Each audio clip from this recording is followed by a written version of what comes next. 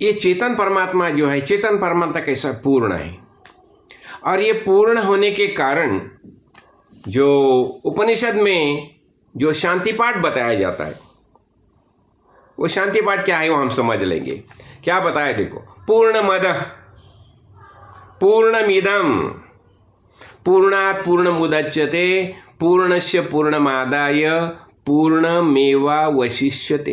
क्या बताया देखो, ये जो परब्रह्म है ये पूर्ण है, परब्रह्म ये पूर्ण है, और ये कार्य ब्रह्म है ना, ये संपूर्ण जो कुछ निर्माण हो गया ना, माया जनित जो विश्व है वही, वो भी पूर्ण है देखो। और क्या होता है देखो, क्योंकि पूर्ण से पूर्ण की निर्मिति होती है। जो पूर्ण जो है, पूर्ण कहाँ से निर्माण होता है? पूर्ण जो है पूर्ण से निर्माण होता है। और तथा जब भी प्रलय काल आता है तो ये पूर्ण जो है, ये कार्य ब्रह्म है, संपूर्ण जो निर्माण हो गया है, जो माया जनित जो कार्य ब्रह्म है, वो क्या होता है, वो पूर्णत्व लेके वो पूर्ण में ही मिल जाता है, हो गया तो अपने लीन हो जाता है। हाँ, और पूर्ण जो है, परब्रह्म जो है, वही शेष रहता है। अभी देखो उदाहरण के तौर पर हम देखेंगे, ये सुवर्ण जो है, सुवर्ण के अनेक गहने निर्माण किए। गहने कहाँ से निर्माण हो गए? सुवर्ण से गहने निर्माण हो गए। देखो ये मेरू पर्वत है, मेरू पर्वत पूरा जो पर्वत है वही सुवर्ण का ही पर्वत है।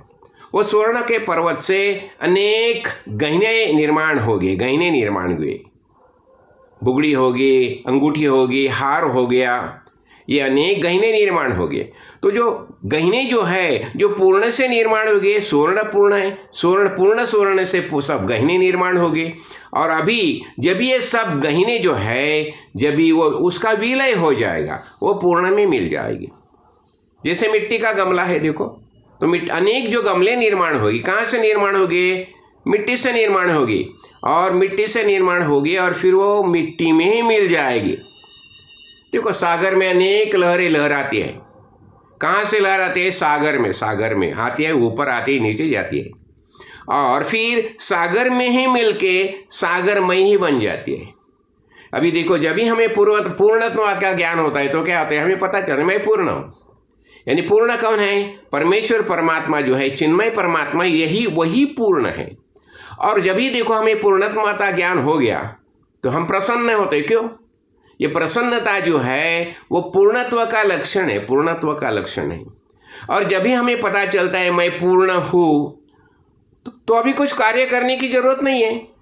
हम कार्य कभी करते हैं जब भी हमें लगता है मुझे कुछ ना कुछ चाहिए। जब भी हमारी चाह रहती है तो हमारी ऐषणा जो है, दारेषणा, पुत्रेषणा, लोकेषणा, वित्तेषणा, ये सब ऐषणा पूर्ण करने के लिए हम कार्य करते हैं।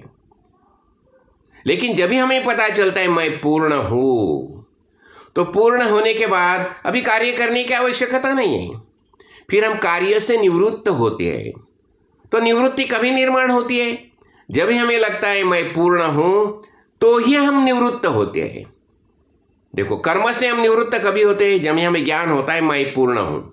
और पूर्ण कौन है? सच्चिदानंद स्वरूप आत्मा, यही पूर्ण है। तो हमें महद्भाग्य से हमें ज्ञान हो गया, मैं ही आत्मा हूँ।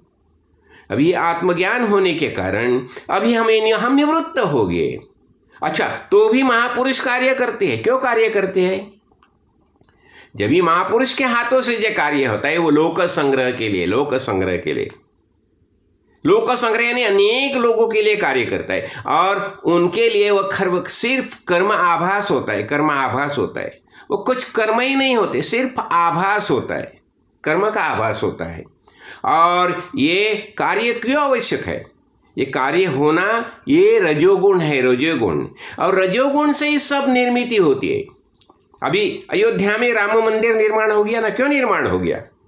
ये जो निर्मिति हो गया रजोगुण से निर्मिति होगी, ना। अनेक लोगों ने उसके लिए कुछ दान किया, डोनेशन दे दी, और ये जो बड़ा कार्य हो गया ये रजोगुण से कार्य हो गया। देखो, और रजोगुण से कार्य हो गया, और अभी क्या हो जाएगा? अभी आप पूजा अर्चा चालू होगी, तो पूजा अर्चा चालू होगी, ये सब सत्व गुण का हो गया। फिर अभी आधिक्य किसका हो जाएगा? सत्व गुण का आधिक्य हो जाएगा। इसका अर्थ क्या हो गया? निर्मिति के लिए रजोगुण की आवश्यकता है और तमोगुण की भी आवश्यकता है। ये सब मिट्टी, ये सब जो मटेरियल जो है कहाँ से आता है? ये मटेरियल जो है वो सब तमोगुण है। तो तमोगुण से सब निर्मिति होती है।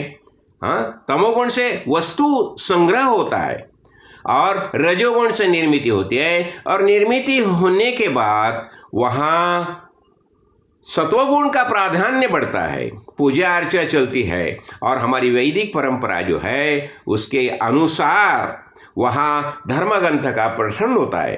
देखो, सिर्फ मंदिर निर्माण करने से नहीं होता, उदय वेद का प्रबोधन होना चाहिए। अपनी वैदिक परंपरा जो है, वैदिक परंपरा के अनुसार जो अनेक जो ग्रंथ है, अनेक ग्रंथों का वहाँ प्राधान्य होना चाहिए।